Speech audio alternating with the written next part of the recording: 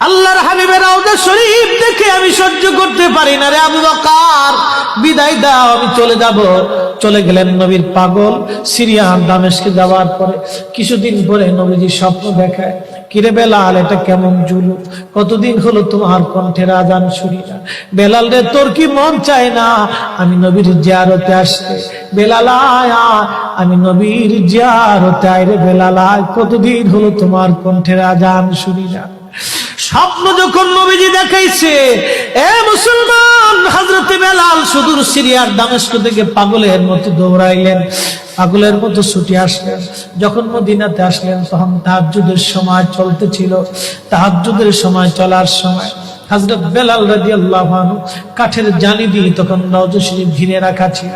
ওই জালির পাশে বসে বসে জালির সঙ্গে মাথা ঠেকাইয়া নবীর পাগল বসে বসে গুনগুন গুনগুন করে কাঁদে আর বলে, হুজুর, আপনি আসতে বলেছিলেন, গোলাম এসে হাজির হয়েছে। নবী গো, আজান দিতে বলেছেন, আমি আজান দিলে আপনি আগে নামাজে আসতেন, এখন আজান দিলে কি নবী আপনি নামাজে আসবেন? হুজুর, এখন আজান দিলে কি আপনি নবী নামাজে আসবেন? নতুন মুয়াজ্জিন আসছে আজান দেওয়ার জন্য, এসে দেখে নবীর মুয়াজ্জিন বেলাল কাঁদে। ডাক দেখে মদিনাবাসী, শুনছো, নবীর মুয়াজ্জিন ফিরে এসেছে, বেলাল আসছে, বেলাল ফিরে আসছে। এই কথা শোনার পরে সব সাহাবী ঘর থেকে বের হয়ে দৌড়ায় এসে দেখে বেলাল কাঁদে।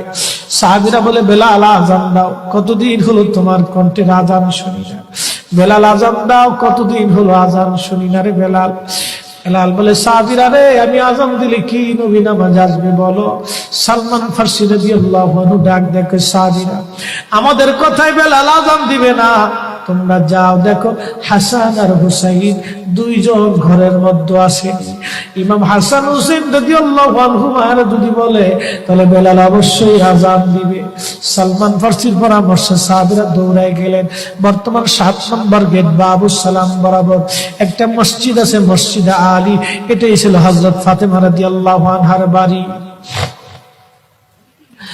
এই বাড়িতে দৌড়ে যাওয়ার পরে ইমাম হাসান হুসাইন রাদিয়াল্লাহু আনহুমা দুইজনকে নিয়ে আসা হলো। দুইজনকে নিয়ে আসার পরে হযরত ইমাম হাসানকে দেখতে আমার নবীর মতো দেখা যাইতো, চেহারাটা রাসূল করিমের চেহারার মতো ছিল। নাতি দৌহিত্র নানার চেহারা পেয়েছিলেন, ইমাম হুসাইনও নানার সুরত পেয়েছিলেন। দুই ভাই নানার সুরত পেয়েছিলেন। হযরত বেলাল রওজা শরীফ থেকে উঠে হযরতে